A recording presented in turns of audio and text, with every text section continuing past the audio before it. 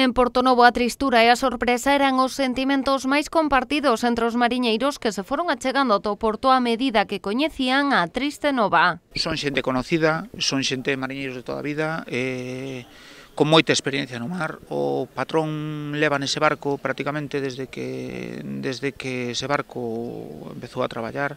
Traballaron en condicións moi radicales moitas veces, o sea, un barco que estaba preparado para traballar con malas condicións de mar. Entonces é un pouco sorprendente. O Sin Querer 2 tiña base neste porto e pertencía á empresa Pescados Vixa, propiedade dunha familia de Combarro. Antes era coñecido como Praia de Portonovo, dun armador da localidade. Para min era o mellor barco que había na costa. Con ese xo digo, todo un barco de ferro, un barco ben preparado, pescaba moi ben. Pero os despistes, o que pudo haber pasado aí, é a desgracia que temos no mar, que sempre nos pasan este tipo de cousas.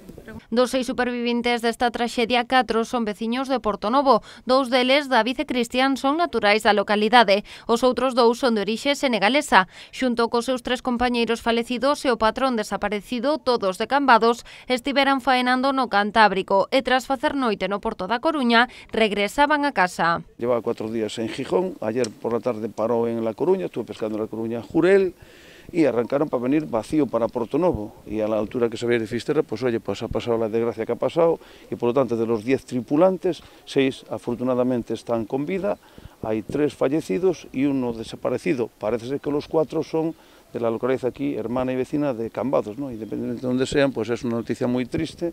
Estamos pues, todos muy consternados y afectados porque por esto que ha sucedido, que venían pues, para pasar las navidades en casa con sus familiares y bueno. En Portonovo esta tarde tampouco coñecían as circunstancias que rodearon o tráxico accidente, aínda que se apuntaban a que as condicións do mar non eran malas para navegar. E non é cuestión do tempo, ni moito menos, é cuestión de algún despiste, porque hai un baixo, que é onde supoñemos que investiría, que está bastante aberto da costa e, non sei, deberse despistar, pasar sin pensar en él, e tocaron nel e fundeu o barco.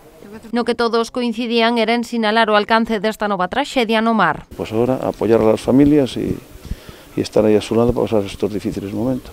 Y claro, este es un golpe muy duro para el puerto, para la gente, para las familias, para todos, y en estas fechas más todavía.